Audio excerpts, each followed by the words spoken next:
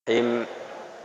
Assalamualaikum warahmatullahi wabarakatuh.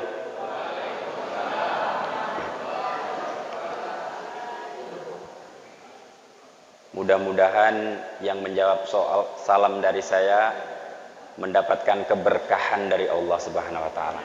Saya ulangi sekali lagi Pak ya. Assalamualaikum warahmatullahi wabarakatuh.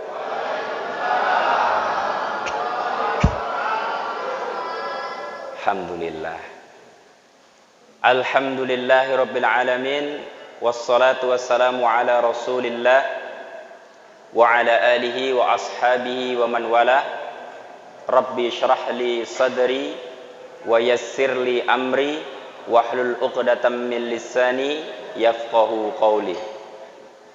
Yang sama-sama kita hormati Bapak Ibu pengurus masjid, tokoh masyarakat, tokoh agama, alim ulama, para guru, dan Bapak Ibu, abang-abang, adik-adik, tidak bisa saya sebutkan satu-satu namanya. Yang besar tidak dihimbau gelar, yang kecil tidak disebut nama. Insya Allah mudah-mudahan kita senantiasa mendapatkan kesehatan, keberkahan, dan ridho dari Allah Subhanahu wa ta'ala. Amin Allahumma amin. Masya Allah, Masjid Nurul Ikhlas ini adalah masjid yang sangat luar biasa. Nur artinya cahaya, ikhlas artinya ikhlas, nur cahaya. Maka masjid ini penuh dengan cahaya. Tengok kanan cahaya, kiri cahaya, dan jamaahnya adalah orang-orang yang bercahaya. Insya Allah nanti di hari kiamat kita semuanya mendapatkan cahaya dari Allah Subhanahu wa ta'ala.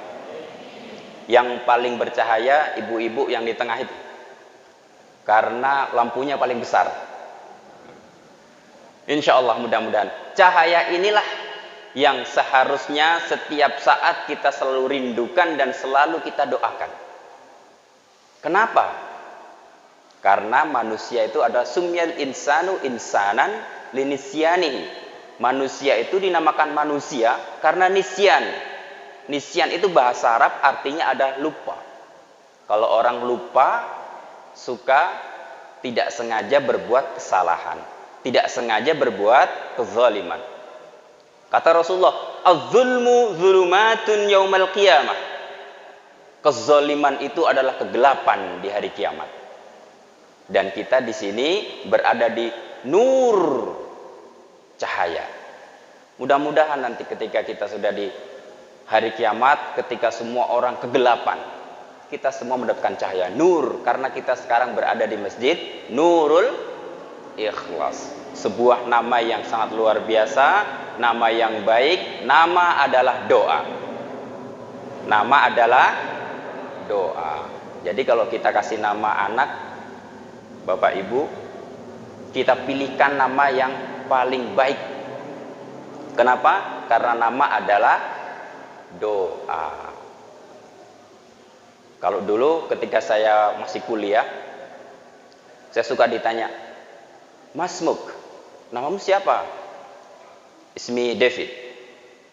Min? David? Siapa namanya? David. Hal anta muslim? Kamu muslim nggak? Katanya. Kok namanya kayak nama orang barat? Katanya. Nah, saya ceritakan dulu. Iya, memang nama saya David Hermanto. Hermanto orang Jawa, karena bapak saya orang Jawa. Kenapa nama saya David? Karena ternyata dulu ketika saya tanya-tanya sama bapak saya, dulu waktu saya lahir tahun 1988 ada seorang pembalap sepeda dari Amerika Serikat namanya David. Nah, orang zaman dulu kan nggak mau pusing, lihat di TV ada tulisan David, anaknya kasih nama David. Akhirnya David tuh nggak ada Jawanya Pak, kata om saya itu. Yowes tambahin jenenge Hermanto kan Jawa. Tambahin namanya menjadi Hermanto biar kelihatan orang Jawanya. Akhirnya David Hermanto. Dan nama itu David, kalau saya lihat ternyata David itu diambil dari kata Daud. Nabi kita Daud. Kalau Nabi Musa orang barat Moses sebutnya. Tapi kalau Daud, David. Muhammad, Muhammad. Jadi kita tanya, hal anta muslim? Antum ini Islam atau enggak? Muslim apa enggak? Udah jelas-jelas saya sholat tadi di masjid. Masa masih ditanya juga?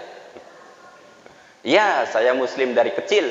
Tapi nama saya David karena di Indonesia nama itu biasanya disamakan dengan negaranya masing-masing. Saya bilang. Kalau di Mesir nama David pasti Kristen. Karena nama di sana itu Muhammad, Ahmad, Yusuf, Ibrahim, dan namanya cuma sepenggal-sepenggal, Pak. Nggak ada namanya kayak kita David Hermanto 2. Nah, kalau orang Arab kalau namanya 2 itu berarti nama pertama nama dia, nama selanjutnya adalah nama orang tuanya. Muhammad, Ahmad, Ibrahim. Namanya Muhammad, bapaknya Ahmad, kakeknya Ibrahim. Sehingga ketika anak saya lahir di Kairo, di Mesir, saya kasih nama panjang, Ubaidillah Mukhtar Zakaria. Sampai di Dukcapil kalau di sini dicoret di belakangnya.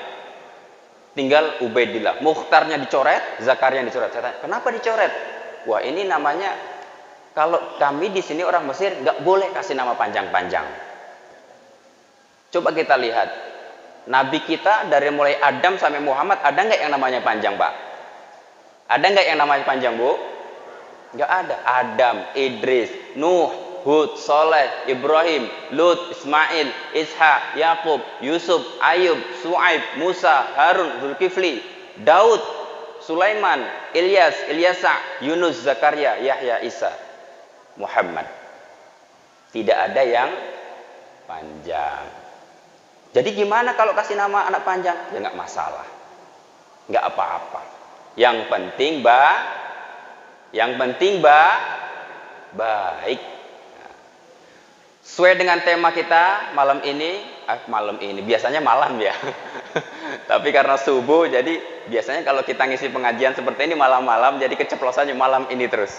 Ya, pagi ini sesuai dengan tema kita terus itu dengan hikmah Isra Mi'raj Nabi Muhammad SAW. Mari kita laksanakan kewajiban sholat 5 waktu dengan penuh keikhlasan, nurul ikhlas. Keimanan dan ketakwaan kepada Allah Subhanahu wa taala. Masya Allah. Memang sholat itu adalah ibadah yang paling spesial, Bapak Ibu. Kenapa spesial? Kalau zakat, puasa, haji, perintahnya dibawa oleh malaikat Jibril. Masya Allah. Kalau sholat perintahnya dibawa sama siapa? Tidak dibawa sama siapa-siapa. Allah langsung panggil Nabi Muhammad. Kemana? Sidratul Muntaha. Pada saat Isra wal Mi'raj. Sehingga ibadah sholat ini adalah ibadah yang sangat luar biasa.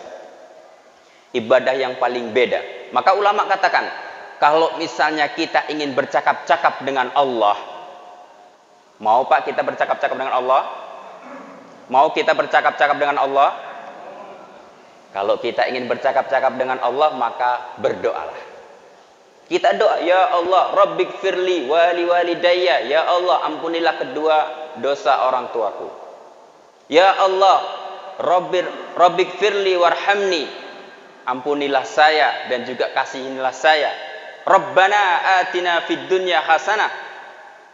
Ya Allah, berikanlah di dunia ini kebaikan dan juga di akhirat kebaikan. Itu adalah kita berbicara dengan Allah. Tapi kalau kita mau Allah yang bercakap-cakap dengan kita, maka bacalah Al-Quran.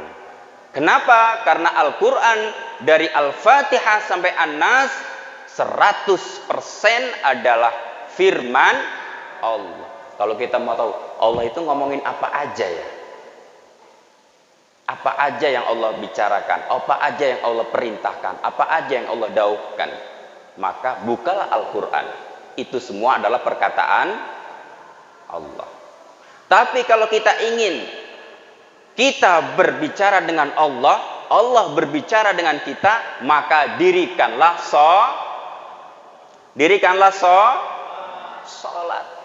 Kenapa? Karena di sholat itulah di sana ada Al-Quran, di sana juga ada doanya.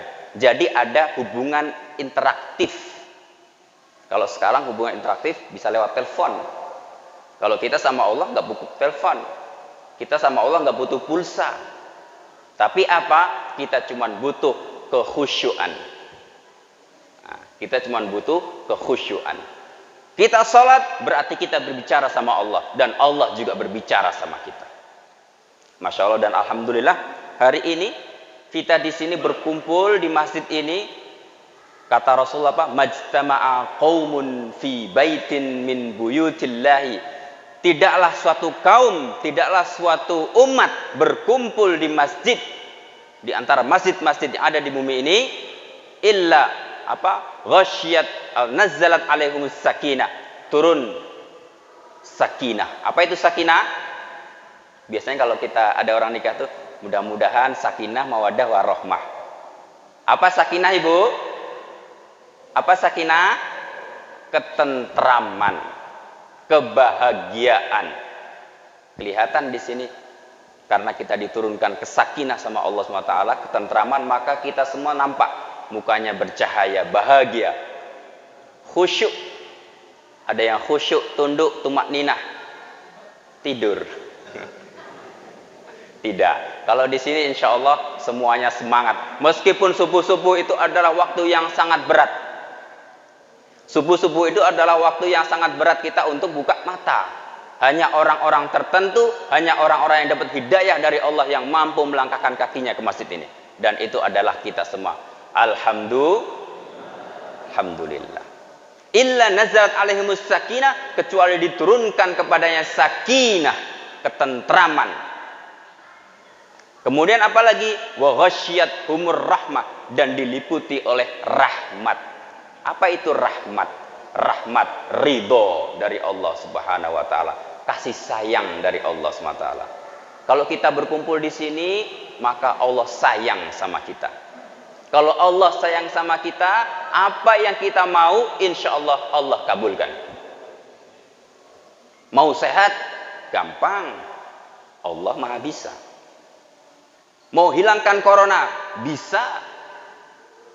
Allah itu idza arada syai'an ayyaqula lahu kun fayakun. Jadi, maka jadilah. Hilang corona kata Allah, hilang. Bebas kamu corona, bebas. Sehat kita selalu, sehat selalu.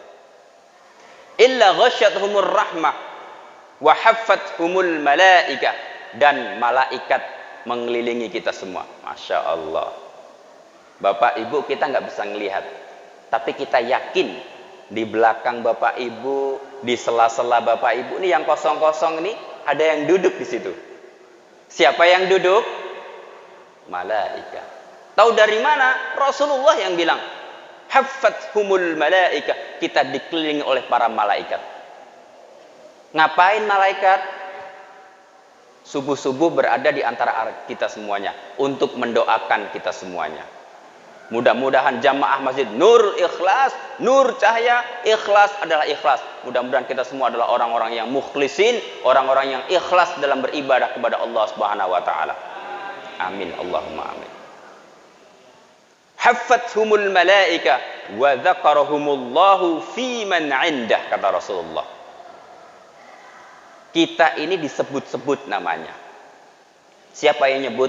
Allah Subhanahu wa taala. Di depan para malaikatnya di alam Allah sana. Oh si anu, si anu, si anu. Jamaah Masjid Nurul Ikhlas sekarang ini sedang mengadakan peringatan Isra Miraj, membahas tentang pentingnya sholat. Mari sama-sama didoakan kata malaikat. Mudah-mudahan mereka semua nanti berkumpul bersama Rasulullah SAW di surga. Amin Allahumma. Bapak Ibu yang dimuliakan oleh Allah Subhanahu wa taala. Telah saya sampaikan tadi bahwasanya sholat adalah ibadah yang paling istimewa. Kenapa? Ibu-ibu barangkali yang paling pengalaman. Biasanya kita kalau curhat itu kemana, Ibu? Ibu-ibu kalau curhat kemana? Harga cabai naik. Akhirnya ambil handphone, ketik di status WhatsApp. Ternyata bukan balon saja yang bisa melambung tinggi. Cabe juga bisa meroket. Akhirnya di komen di bawahnya. Iya ibu, makanya nanti kalau ada cabe nempel di gigi kita, jangan dibuang. Biar orang tahu kalau kita makan makanan mahal. Artinya apa? Kita curhat di media sosial. Sehingga kita secara tidak sadar terkadang kita buka aib keluarga kita di mana? Di media sosial. Semua orang bisa melihat. Semua orang bisa menyaksikan. Semua orang bisa membaca. Dan itu yang dilarang dalam Islam. Apa kata Allah? Kalau kamu mau sholat, kalau kamu mau curhat, curhatlah samaku. Dengan apa? Sholat. Kalau kita ada masalah, yang pertama kali kita harus mengadu adalah kepada Allah. Jangan kita adukan ke WhatsApp, jangan kita adukan ke Facebook. Like, share, and comment. Yang suka bilang amin, amin, amin, amin, amin. Sehingga apa? Aib kita terbuka. Na'udzubillah min dzalik. Jadi mulai hari ini, kalau kita merasakan ada kesulitan dalam hidup kita, mari sama-sama yang pertama kali kita lakukan adalah adukan itu kepada Allah Subhanahu wa taala melalui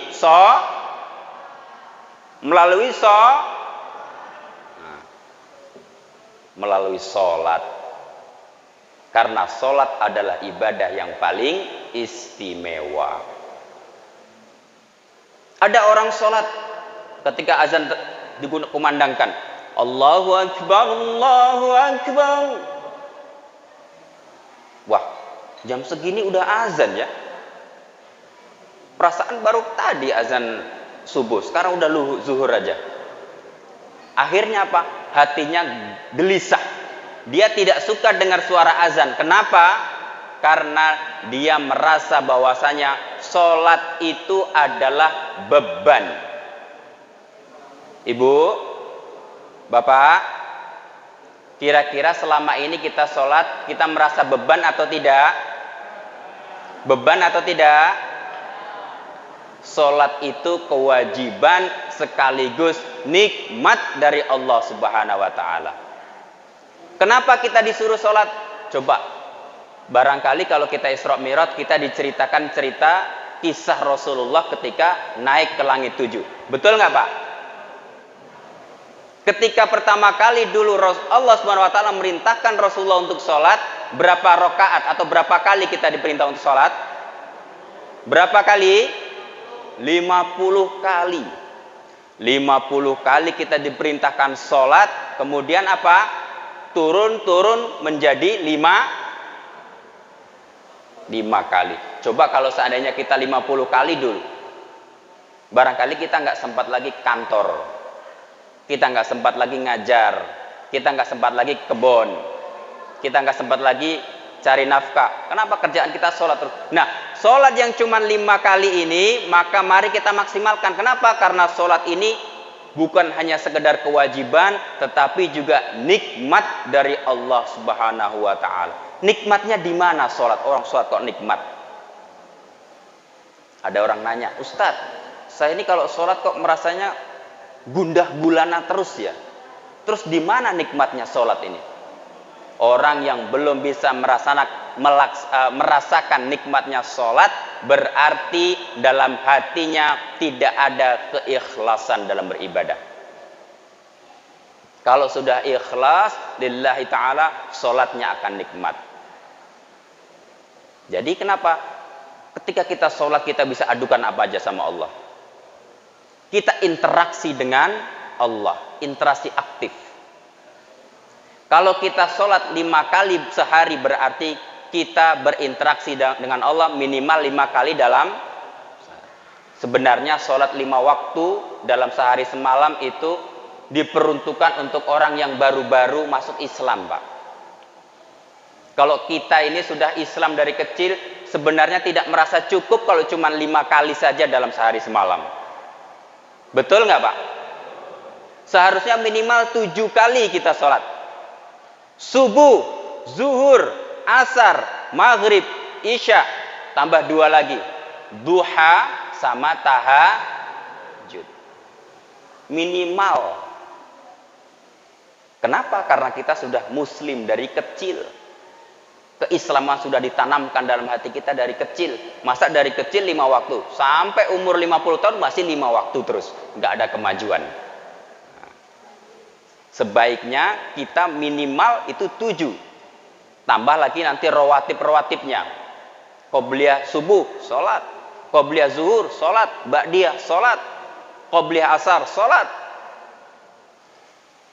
Maghrib, ba'diyah, sholat. Isya, begitu juga. Jadi apa? Kalau kita belum merasa kenikmatan dalam sholat, kita belum mendapatkan kenikmatan dalam sholat, pertama kali yang harus kita lakukan adalah cek dalam hati masing-masing. Jangan-jangan kita masih terpaksa. Kalau kita terpaksa sholatnya, maka kita tidak akan bisa mendapatkan kenikmatan-kenikmatan itu. Dan kalau orang terpaksa sholatnya, maka sholatnya tidak akan berkualitas. Inna sholata tanha anil fahsyai wal hafal semua dalilnya ya Pak. Ibu-ibu hafal semua dalilnya ya Bu. Sungguhnya sholat itu bisa mencegah perbuatan keji dan mungkar. Tapi setelah sholat, kita keluar dari masjid, masih ngomongin orang. Si Anu kok biasanya sholat, nggak sholat? Iya, wong sholatnya aja nggak bener kok. Nah, baru saja kita sholat, setelah itu kita bisa ngerasani orang. Kalau orang Jawa bilang ngerasani, ngomongin orang. Padahal inna sholata tanha anil fahsyai wal munkar. Yang salah apanya ini? Apa sholatnya salah? Apa orangnya yang salah? Coba saya bikin sebuah percontohan. Ada orang yang sakit. Pak, ada orang yang sakit. Dia sakit bisulan. Anggaplah di tangannya bisulan. Datang ke dokter. Kata dokter, ini obatnya 3 kali sehari. Pulang dia bawa obatnya. Setelah itu obatnya dibuka, dioleskan ke bisulnya 3 kali sehari. Seminggu belum sembuh, 2 minggu belum sembuh, 3 minggu belum juga sembuh, bahkan malah tambah parah. Protes dia.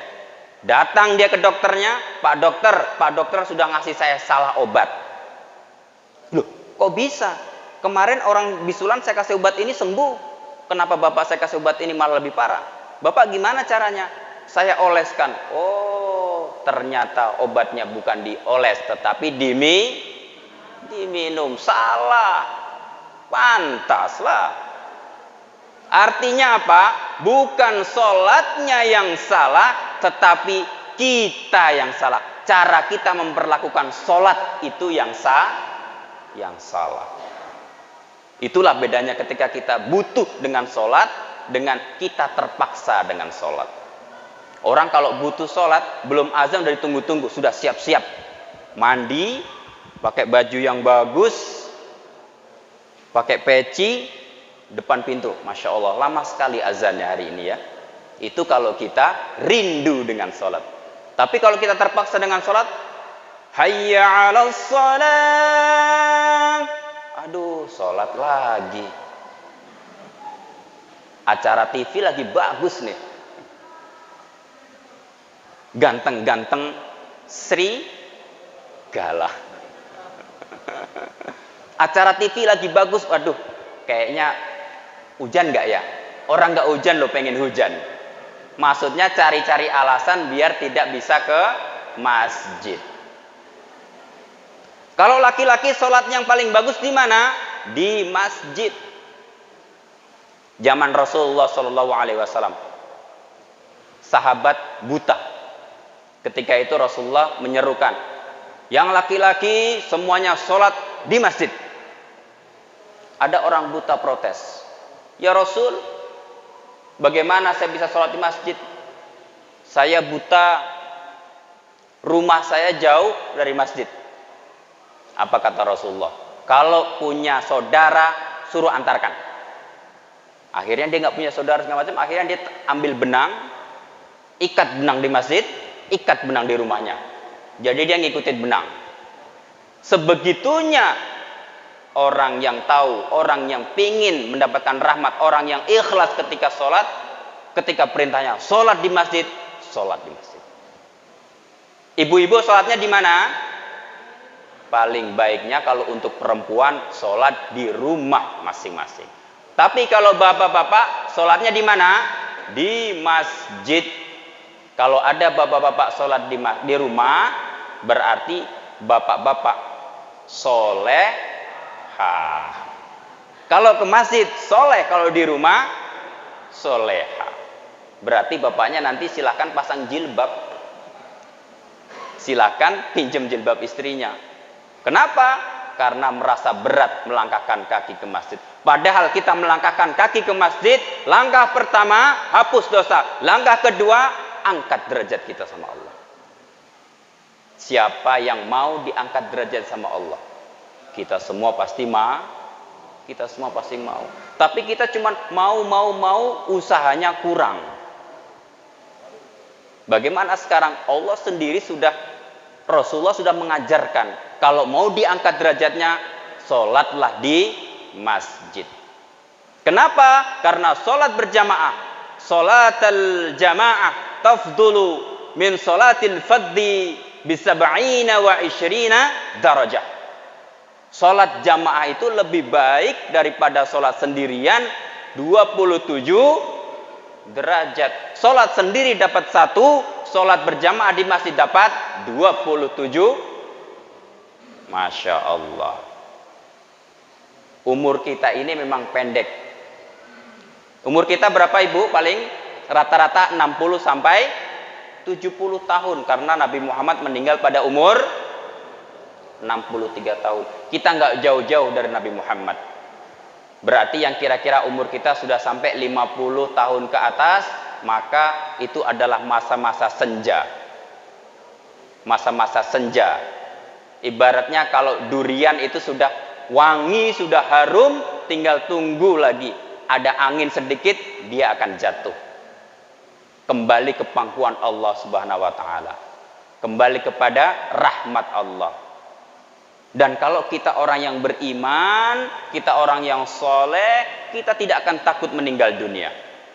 Kenapa? Karena kita cinta sama Allah. Bapak ibu, kalau kita cinta sama orang, contoh misalnya anak-anak muda zaman sekarang, cintanya, sukanya sama aktor Korea, Lee Min Ho misalnya. Kalau ada Lee Min Ho di YouTube itu sampai 2 jam, 3 jam ditonton, nggak capek-capek matanya. Pengen dia berhayal-hayal, kalau seandainya Lee Min Ho datang ke Indonesia ya, ke Jambi ya, pasti saya akan datengin. Kenapa? Karena cinta sama orangnya. Kalau kita cinta sama Allah, kita tidak takut dipanggil Allah. Kenapa? Karena saya mau ketemu dengan Allah. Tapi kalau kita tidak cinta sama Allah, kita akan takut. Kita akan merasa takut. Maka yang pertama kali kita indikan adalah cintailah Allah. Bagaimana caranya? Tegakkanlah sholat dengan ikhlas. Tegakkan sholat dengan ikhlas. Karena tanpa keikhlasan, maka semua ibadah tidak ada artinya. Tidak ada gunanya kalau kita datang ke sini subuh-subuh, sudah melawan rasa kantuk, sudah melawan rasa dingin hujan, tetapi cuman karena terpaksa, maka percayalah kita tidak akan dapat apa-apa kecuali hanya capek dan ngantuk saja. Tapi alhamdulillah saya tengok dari ujung sana sampai ujung sana tidak ada satupun yang ngantuk. Masya Allah. Berarti jamaah Nurul Ikhlas ini benar-benar ikhlas lillahi ta'ala. Amin. Allahumma amin. Bapak Ibu yang dirahmati oleh Allah Subhanahu wa taala. Ibadah sholat adalah ibadah yang paling pertama ditanya di hari kiamat. Inna awwala ma yuhasabu bihil 'abdu yaumal qiyamah min 'amalihi as-salat. Yang paling pertama nanti ditanya ketika kita di hari kiamat, bukan jabatan kita, Pak. Bukan berapa anak kita, Bu. Bukan berapa mobil kita, Bapak Ibu. Tetapi solatmu gimana? Kamu solat apa enggak? Sudah ikhlas atau belum? Berjamaah apa sendirian di rumah? Ditanya sama Allah Subhanahu wa taala. Idza saluhat, kalau solatnya betul, solatnya benar, solatnya sudah sempurna, maka semua amalan menjadi aman. Langsung masuk surga. Pintunya di sebelah sana. Silakan, kata malaikat. Tapi kalau solatnya tidak benar, solatnya masih ada yang kurang, solatnya masih bolong-bolong, apa kata Allah? Coba cek, ada nggak amalan-amalan sunnah? Kalau ada amalan-amalan sunnah, coba dicek lagi. Silahkan ditambahkan. Kira-kira sudah cukup atau belum untuk masuk surga? Kalau belum cukup, maka silahkan pintunya di sebelah sini. Tapi kalau nggak sholat gimana? Nggak perlu ditanya lagi. Sholat nggak? Nggak. Langsung masuk ke neraka. Tanpa lama. Makanya Bapak Ibu, mau semuanya tidak lama dalam hisab nanti? Dihisab cepat mau? Mau kita nanti ketika dihisab, hisabnya cepat? Mau. Tapi kalau mau cepat hisabnya, gampang caranya. Nggak usah sholat. Kenapa? Ketika kita nggak sholat, tanya, sholat nggak? Nggak. Sus, langsung sana. Nggak pakai tanya apa-apa lagi. Ke neraka, langsung nyemplung. Tapi kalau sholat, nanti akan dihitung lagi. Oh, masuk ke surga. Mudah-mudahan kita semua adalah orang-orang yang sholatnya sempurna, orang-orang yang sholatnya ikhlas, sehingga nanti ketika dihitung-hitung sama Allah, kita masuk ke dalam surga bersama para syuhada, ulama, dan juga Rasulullah SAW. Ada 7 golongan orang yang nanti waktu di hari kiamat, la dhilla illa dhillu, tidak ada lagi naungan kecuali naungan dari Allah SWT. Tidak ada atap, tidak ada terpal, tidak ada payung, tidak apa-apa kecuali naungan itu dari Allah SWT. 7 golongan yang mendapatkan naungan. Salah satunya adalah rajulun qalbuhu mu'allaqun fil masajid. Seorang pemuda yang hatinya tergantung di masjid. Maksudnya bukan hatinya digantung di tiang masjid, bukan. Tetapi hatinya selalu merindukan masjid. Selalu merindukan azan. Ya Allah, saya sudah rindu mau sholat nih. Kok lama banget azan asarnya ya? Ketika Allahu Akbar, langsung, Masya Allah, sudah azan. Tinggalkan semua permasalahan, langsung wudu, langsung berangkat sholat. Gunakan pakaian terbaik. Kadang-kadang kita ini suka terbalik Bapak Ibu. Coba kalau kita nanti sampai di rumah, coba buka lemari kita masing-masing. Cek lagi bajunya. Baju kita banyak bagus-bagus. Tetapi yang dipakai sholat, yang itu-itu aja. Mukena yang dipakai sholatnya, mukena yang itu aja dari zaman kita gadis dulu. Nggak ganti-ganti. Warnanya sudah pudar. Tetapi kalau kita mau kondangan, bajunya ini rapi, bagus, mahal. Kita mau ke sebuah acara-acara besar, ini bajunya bagus, rapi, mahal.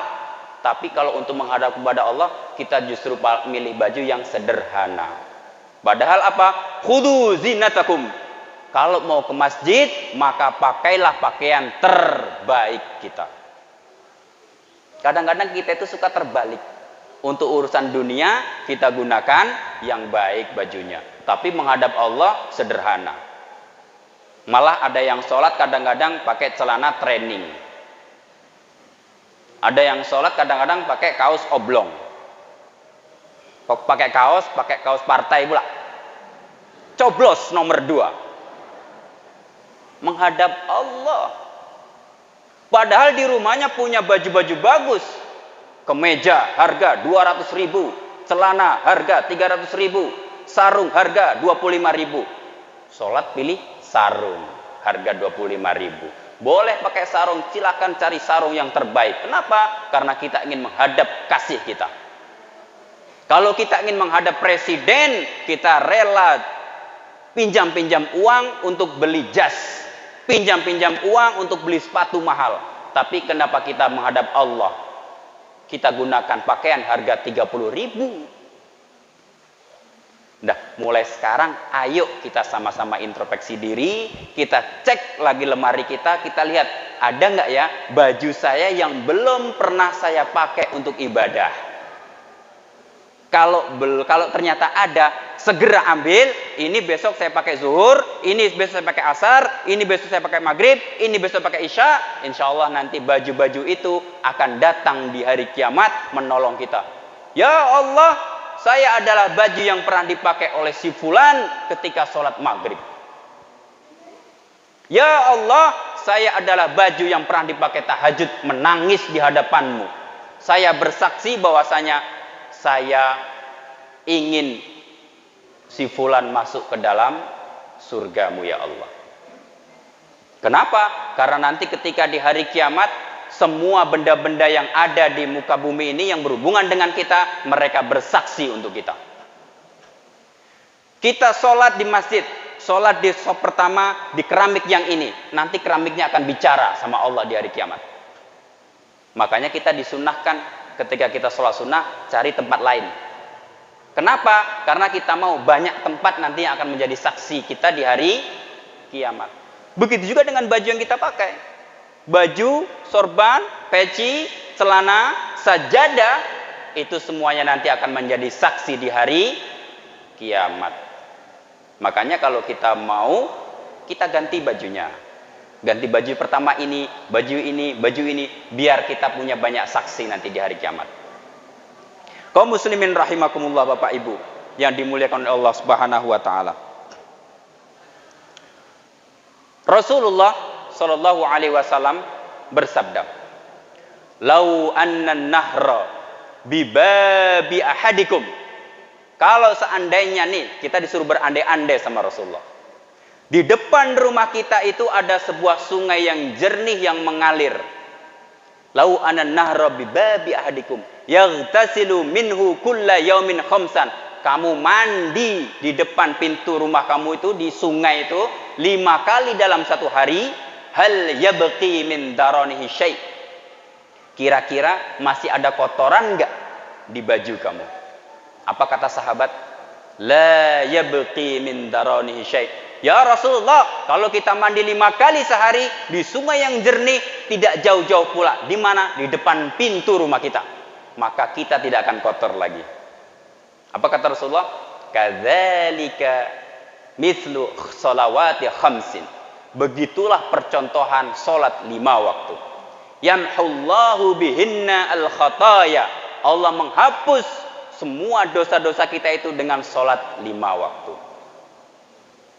Kita tidak terasa, kadang-kadang kita lupa. Kita lupa untuk berzikir kepada Allah. Kita lupa kita berbuat dosa. Di jalan kita melihat hal-hal yang kita tidak, yang diharamkan oleh Allah. Dosa pagi dihapus saat zuhur. Dosa sore dihapus saat asar. Dosa malam dihapus saat maghrib isya. Dosa setelah isya dihapus saat tahajud. Memang tahajud ini berat. Kenapa ya? Kalau sholat tahajud itu, sholat tahajud adalah sholat yang paling berat. Kenapa? Karena setan tidak akan pernah ridho. Karena setan tidak akan pernah ridho kita mendapatkan kebaikan yang begitu banyak. Dikala semua orang terlelap tidur, kita bangun. Semuanya tidur, kita curhat sama Allah. Maka curhatan kita cepat nyampainya. Kenapa? Sedikit saingannya. Kalau siang-siang, semua orang berdoa. Tapi kalau malam-malam, hanya sedikit orang yang berdoa. Dan setan tidak akan pernah ridho. Makanya kalau malam-malam itu kadang-kadang kita sudah niat untuk sholat, Kita pasang alarm di HP kita, taruh di samping kita. Bangun alarm pertama jam 2.00. Alarm kedua jam 2:10. Alarm ketiga 2:15. Alarm keempat jam 3.00. Tapi ternyata kita nggak bangun sama sekali.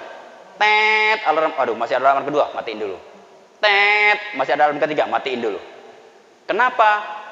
Karena kita dibisikin oleh setan di telinga kita. Sudah, nanti aja, bentar lagi, 5 menit lagi aja. Kemudian ditiup-tiup di telinga kita. Ditiup-tiup. Wah, dingin kali. Ambil selimut tuh. Enak nian kalau tidur nih. Tengok tuh hujan tuh. Ambil selimut. Tidak terasa langsung.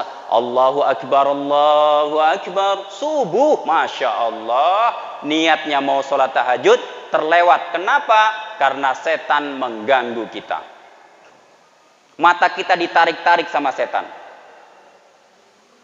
Itulah mengapa kalau sholat tahajud itu berat. Hanya orang-orang yang memiliki hati yang sangat ikhlas dalam beribadah, maka dia yang mampu untuk bangun sholat tahajud. Kalau orang ikhlas, tak perlu alarm. Niat dalam hati, bismillahirrahmanirrahim, sebelum sholat, wudhu dulu. Kalau kita niat untuk tahajud, sebelum sholat kita wudhu dulu. Setelah wudhu, sholat 2 rakaat dulu. Sholat sunnah wudhu. Sholat dulu. Setelah itu baru tidur. Doa dulu. Ya Allah, saya mau bangun tahajud nanti jam 2:30 atau jam 2. Mohon nanti saya dibangunkan ya Allah. Bismillahirrahmanirrahim. Tidur. Dengan niat yang kuat, Allah kabulkan, Allah bangunkan. Ketika Allah bangunkan, langsung bangun. Jangan sudah Allah bangunkan. Udah bangun. Sudah jam 2. Allah sudah bangunkan. Tetapi apa? Kita kalah lagi dengan setan. Sudah nanti aja. Lihat di luar hujan. Kenapa? Karena setan tidak akan pernah ridho kepada orang-orang yang dekat dengan Allah Subhanahu wa ta'ala. Kalau kita sholat, berarti kita akan selalu dekat dengan Allah Subhanahu wa ta'ala. Kita akan kenal sama Allah. Kalau kita udah kenal sama Allah, kita sholatnya ikhlas, maka apa? Kita akan rindu dengan Allah. Kalau kita rindu dengan Allah, maka kita ingin cepat-cepat ketemu dengan Allah. Maka nikmat yang paling besar di hari kiamat adalah kita melihat wajah Allah Subhanahu wa ta'ala. Tidak ada nikmat yang lebih besar daripada kita diizinkan oleh Allah melihat wajah Allah Subhanahu wa ta'ala. Kalau sekarang kita tidak akan mampu melihat Allah. Jangankan kita melihat Allah, kita melihat ciptaannya saja, kita lihat matahari saja kita tidak mampu. Apalagi kita melihat Allah. Tentunya itu tidak akan mampu. Maka kita nanti di hari kiamat berharap, ya Allah, saat ini di dunia saya tidak mampu melihat Engkau ya Allah, tetapi di akhir nanti izinkan saya melihatmu ya Allah. Saya penasaran ya Allah. Maka apa? Tidak semua orang diizinkan untuk melihat. Hanya orang-orang yang Allah pilih saja. Hanya orang-orang yang mendirikan sholat dalam keikhlasan, dengan keimanan dan ketakwaan dari Allah SWT, yang nanti akan diizinkan oleh Allah Subhanahu wa ta'ala. Bu, ini diamnya khusyuk atau ngantuk? Insya Allah khusyuk. Saya sampaikan tadi di awal, umur kita ini kan pendek. Tetapi sebenarnya meskipun umur kita pendek, kita bisa membuat terasa panjang. Kita ibadah ini cuma 60 sekian tahun. Tetapi sebenarnya kita bisa membuat ibadah selama-lamanya. Bagaimana caranya? Kita didik anak kita untuk dekat dengan Allah Subhanahu wa ta'ala. Kenapa? Karena anak adalah investasi terbaik yang Allah berikan sama kita. Anak kita itu adalah bagian dari kita. Sehingga apa? Amal soleh yang kita ajarkan kepada anak kita, yang kemudian diamalkan oleh anak kita, pahalanya sampai juga ke kita. Nanti anak kita punya anak, diajarkan lagi sama anaknya ilmu yang sama dengan yang kita ajarkan, maka ilmu itu pahalanya akan mengalir lagi ke kita. Ketika kita sudah meninggal dunia di alam kubur sana, kita sudah tidak bisa sholat lagi. tetapi kita masih mendapatkan kiriman pahala dari anak-anak kita. Kenapa? Karena anak kita adalah bagian dari kita. Jadi gimana caranya? Kita sama-sama berusaha dekatkan anak kita dengan sholat, dekatkan dengan Allah. Kalau sholat, bapak-bapak barangkali, kalau sholat punya anak kecil, bawa ke masjid. Biasakan anaknya diperkenalkan dengan masjid dari kecil. Kalau kita sudah biasakan anak kita dari kecil, kita ajak ke masjid, nanti ketika kita sudah meninggal dunia, dia ingat kalau dia rindu sama kita, dia akan ke masjid. Tapi kalau misalnya kita biasakan anak kita pergi ke mall, ketika kita meninggal, dia rindu sama kita, perginya kemana? Ke mall. Kita biasakan ajak nonton bioskop, ketika rindu sama kita, nanti perginya kemana? Bioskop. Ingat dulu bapak saya duduk di kursi ini. Rindu sama kita, perginya ke bioskop. Tapi kalau kita kenalkan dengan masjid, rindu sama, ya Allah saya rindu sekali dengan ibu saya. Cepat-cepat dia ke masjid. Ingat dulu, ibu duduk di sini, bapak dulu duduk di sana. Doa, ya Allah, ampunilah dosa kedua orang tua hamba. Izinkanlah keduanya masuk surga. Dan izinkanlah kami nanti bertemu kembali, berkumpul kembali di surga. Amin, Allahumma amin. Itu kalau anak kita dekat dengan sholat, dekat dengan Allah. Apalagi zaman sekarang ini adalah zamannya yang sangat luar biasa, zamannya yang tidak semua orang muslim bisa membentengi diri kita. Tidak semua orang muslim bisa membentengi dirinya masing-masing. Kenapa? Karena pengaruh barat sudah masuk. TV-TV, acara-acara TV itu sudah didesain sebagaimana mungkin biar kita lalai dengan Islam. Biar kita tuh merasa aneh dengan membaca Al-Quran. Kalau ada anak muda membaca Al-Quran, rasanya, masih muda baca Quran, nggak modern ente. Al-Quran itu buat orang tua, bro. Itu kenapa? Karena budaya barat sudah meracuni otaknya. Maka bagaimana caranya? Barangkali kita memiliki keterbatasan untuk mendidik anak kita. Maka kalau kita merasa tidak mampu mendidik, silakan carikan sekolah-sekolah Islam terbaik, sehingga apa? Nanti didik oleh gurunya. Dengan pendidikan yang baik, yang keislamannya kuat, maka apa? Nanti akan dekat dengan Allah dengan sendirinya. Tapi kalau kita sudah merasa tidak mampu mendidik, kita masukkan pula dengan sekolah yang tidak diajarkan agama, sudah jauh dari agama, ketika kita meninggal lebih jauh lagi dia dari agama. Sedangkan kita masih ada saja tidak pernah sholat, apalagi ketika kita sudah na'udzubillah min dzalik.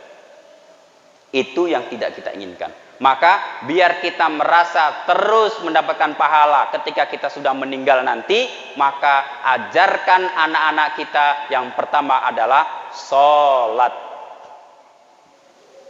Muru auladakum bisolatin wahum sab'as sinin wahum abna'a sab'as sinin. Perintahkanlah anak kalian dengan sholat ketika dia umur berapa, Ibu? 7 tahun. Kalau sudah 7 tahun itu diajak anaknya itu. Ayo nak, udah azan, ayo. Nggak ada lagi nonton TV, nggak ada lagi main PS, nggak ada lagi main HP. Tinggalkan semuanya, kita berangkat ke masjid. Umur 7 tahun. Kalau sudah umur 10 tahun, wadribuhum fil 'ashr. Kalau sudah 10 tahun, dia nggak mau kita ajak, bagaimana? Kita pukul dia. Tapi pukulnya dengan kasih sayang, bukan pukul marah. Pukul karena ingin memberikan pelajaran. Kalau zaman sekarang enggak, umur 10 tahun baru diperintah. Nanti pas umurnya udah 15 tahun, capek merintah dia, biarlah. Ketika umurnya sudah dewasa, sudah menikah, udah nggak bisa lagi diperintah. Maka tanamkan pendidikan anak itu minimal dari umur 7 tahun. Ketika dari kecil terbiasa, maka kedepannya nanti ketika dia sudah dewasa, ketika sudah tua, maka akan mudah. Nah, pilihkan pendidikan yang terbaik untuk anak-anak kita agar apa? Agar nanti ketika kita sudah meninggal dia bisa mendoakan kita, bisa mengirimkan pahala ke kita. Jangan sampai nanti kita yang meninggal, kita punya anak kita tidak bisa mandikan kita, anak kita nggak bisa doakan kita, nyewa orang. Masya Allah, na'udzubillah min dzalik. Kita punya anak tapi yang mendoakan kita adalah orang lain. Na'udzubillahi min dzalik. Maka apa? Melalui acara ini, mari yang pertama kita ikhlaskan niat kita ketika kita sholat. Kita ikhlaskan ketika beribadah kepada Allah Subhanahu wa taala. Ada seorang sahabat, dia bercerita bagaimana caranya sholat khusyuk. Saya ini sudah sholat tapi nggak khusyuk. Gimana caranya? Apa katanya? Ketika saya sholat, saya bayangkan di depan saya Ka'bah, di samping kanan saya surga, di samping kiri saya neraka, di belakang saya malaikat maut sedang mengintai, di atas saya Allah sedang melihat. Insya Allah ketika itu sudah hadir, kita sholat khusyuk. Tapi kadang-kadang kita sudah sholat, awalnya udah mau khusyuk. Wah, bismillahirrahmanirrahim. Allahu Akbar. Aduh, jemuran tadi lupa diambil. Nampaknya bentar lagi hujan nih. Kepikiran. Kenapa? Karena memang ketika kita sholat, setan itu sudah keliling-keliling di depan kita. Ayo, jemuran. Emang tidak nampak. Tetapi itu yang terjadi. Ayo, tadi kompor udah dimatiin belum? Yang bapak-bapak, ayo tadi yang di kantor urusannya gimana caranya? Atau kadang-kadang kita sering Allahu Akbar. Tadi saya taruh kunci mobil di mana ya? Keingetan. Kenapa? Karena kita belum ikhlas. Tapi kalau ikhlas, sebelum kita sholat, hadirkan dulu. Anggap depan kita adalah Ka'bah. Ada di sini yang belum diizinkan oleh Allah untuk ziarah ke Ka'bah, Masjidil Haram. Mudah-mudahan yang belum sempat haji atau umrah, Allah berikan rizki, Allah berikan kesempatan sehingga kita bisa ziarah ke Masjidil Haram, ziarah ke makam Rasulullah Sallallahu Alaihi Wasallam. Kita ucapkan salam, Assalamu alayka ya Rasulullah. Saya gemetar ketika ucapkan salam ke Rasulullah. Dada saya rasanya kayak mau puff. Ya Allah, beliau ada di depan saya. Tahun 2014. Sehingga apa? Ketika itu langsung berjanji, ya Allah, mulai detik ini juga saya berjanji, saya sebisa mungkin akan beribadah dengan ikhlas, sebisa mungkin saya akan selalu bersolawat kepada Rasulullah sallallahu alaihi wasallam. Allahumma salli ala sayyidina Muhammad wa ala ali sayyidina Muhammad. Kenapa? Man shalla alayya salatan wahidatan, kata Rasulullah. Siapa yang solawat kepadaku satu kali saja, sallallahu fihinna asyara solawat. Allah akan bersolawat kepada kita 10 solawat. Sekali solawat kita mendapatkan hadiah berapa? 10 solawat. Saat itu juga rasanya pengen menangis, tapi bagaimana lagi? Antrian panjang.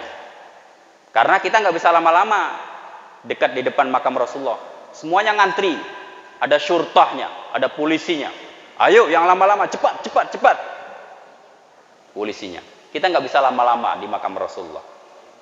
Sehingga apa? Mudah-mudahan yang belum sempat ke makam Rasulullah, yang belum sempat ucapkan Assalamu alayka ya Rasulullah, tahun ini, tahun depan, atau tahun depannya lagi, Allah izinkan ke sana.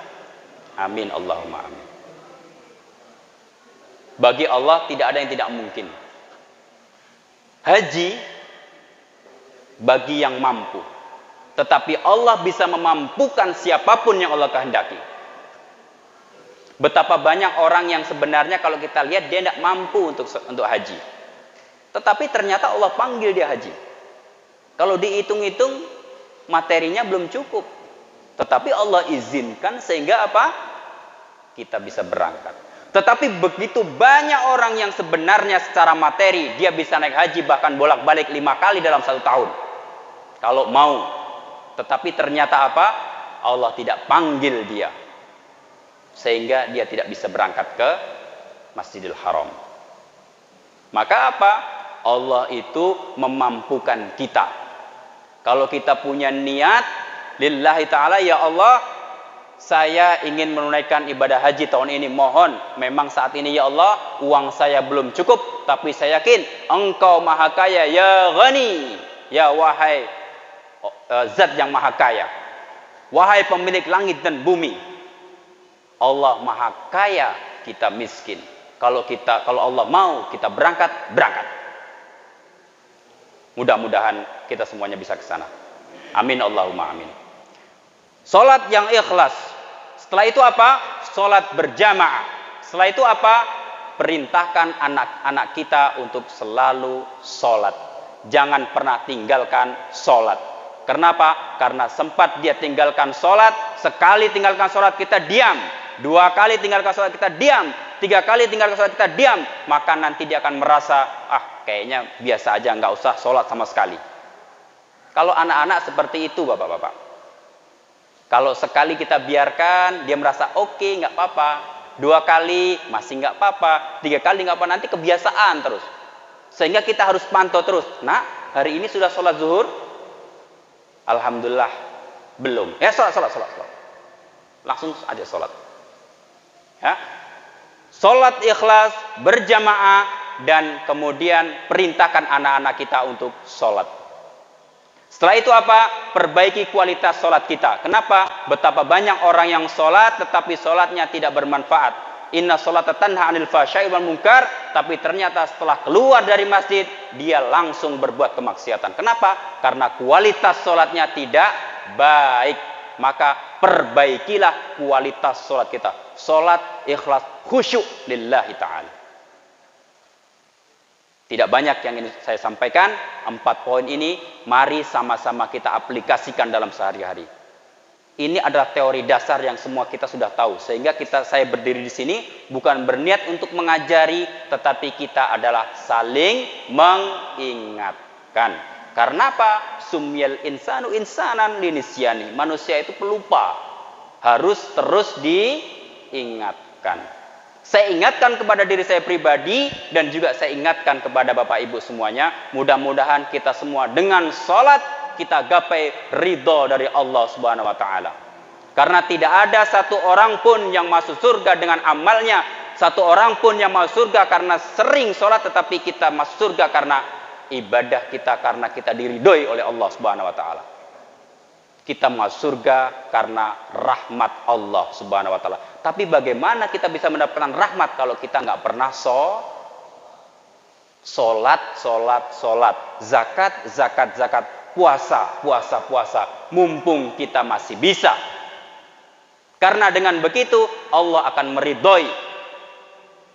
Ustadz, kita nggak perlu sholat, kita nggak perlu zakat, kita nggak perlu puasa. Kenapa? Karena kita nanti masuk surga bukan atas amal kita. Kita masuk surga bukan karena amal kita. Tapi masalahnya, bagaimana kita mau dapat ridha Allah, bagaimana kita mau dapat rahmat Allah agar masuk surga kalau kita nggak pernah sholat, nggak pernah zakat, nggak pernah puasa. Kita mampu untuk menunaikan ibadah haji, tapi kita tidak melaksanakan ibadah haji. Itu saja barangkali yang bisa saya sampaikan. Mohon maaf kalau ada salah-salah kata, salah ucap. Itu semuanya bukan dari hati saya. Karena semua kesalahan itu adalah berasal daripada syaitan yang mewaswasatus sudurin nas. Tapi kebenaran berasal dari Allah Subhanahu wa Ta'ala. Tidak ada niat hati untuk menyakiti. Mudah-mudahan kita semua bertemu lagi di lain kesempatan. Mudah-mudahan saat ini kita berkumpul di Masjid Nurul Ikhlas. Nanti suatu saat kita berkumpul bersama di surga Allah Subhanahu wa Ta'ala. Amin Allahumma amin. Yang aminnya ikhlas, insya Allah dikabulkan oleh Allah. Mudah-mudahan kita semua nanti berkumpul di surga Allah Subhanahu wa Ta'ala. Amin. Billahi taufiq wal hidayah. Assalamualaikum warahmatullahi wabarakatuh.